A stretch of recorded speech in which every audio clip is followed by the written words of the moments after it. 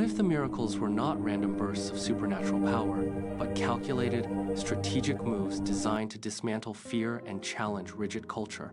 We often view these events as magic tricks, yet the historical record presents them as deliberate signs. Look at the wedding at Cana. Jesus does not perform his first sign in a palace or a temple. He chooses a wedding, a place of intense social vulnerability. He uses 6 massive stone jars, vessels specifically designated for strict Jewish purification rites. By filling these with wine, he is not merely solving an embarrassment, he is making a profound statement. He takes the old, rigid system of ritual and replaces it with something vibrant and new. The takeaway is clear. Transformation often begins with what is already in the room. Great leaders do not start from scratch.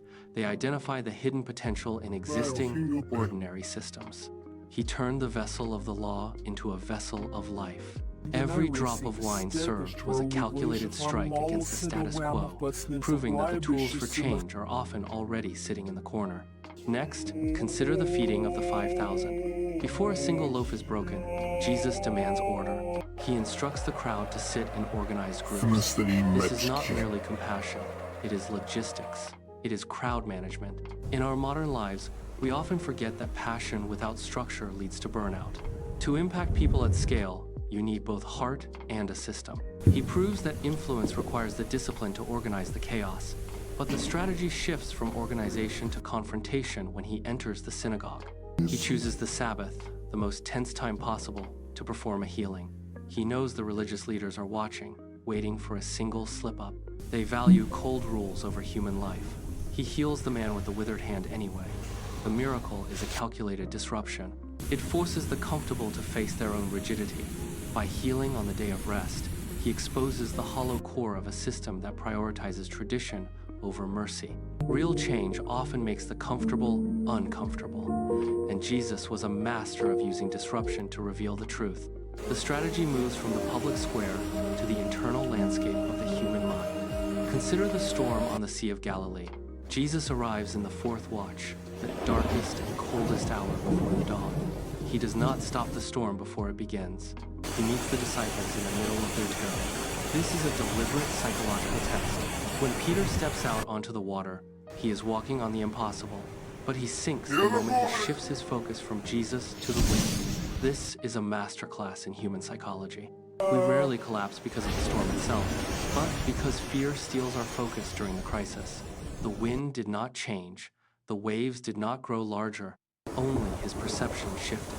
By pulling his eyes away from the source of his stability, he allowed the environment to dictate his reality. This moment serves as a brutal reminder for any leader facing a breaking point. When the pressure mounts, the instinct is to look at the threat, to measure the waves, and to calculate the depth of the water. But that is exactly when the descent begins. Jesus forces the disciples to confront their own internal panic. Now, consider the death of Lazarus. This is the most counterintuitive move in the entire narrative.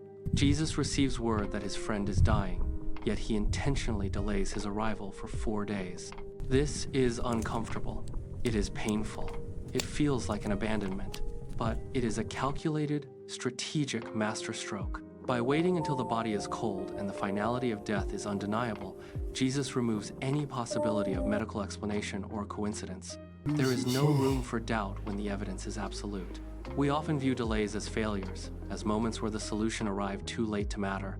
But here, the delay is the very thing that makes the final result undeniable. It forces the witnesses to abandon their skepticism. When he finally stands before the tomb and calls out, the miracle is not just a restoration of life, it is a total dismantling of the finality of death. He proves that time is not a barrier to his purpose, but a canvas for his power. This teaches us that not every delay is an absence. When John the Baptist later sends word to ask if Jesus is truly the Messiah, he does not offer a philosophical argument or a theological lecture. He points to the evidence. He directs them to the blind who now see, the lame who walk, and the poor who hear good news. His identity is not a claim to be debated. It is a reality to be observed. He proves who he is through the sheer weight of his actions. This is the ultimate lesson for us today. If you want people to know who you are, do not just announce it. Embody it. Miracles struck, strategic signs against struggles. Now, the question shifts to you. What action will you take to embody your truth?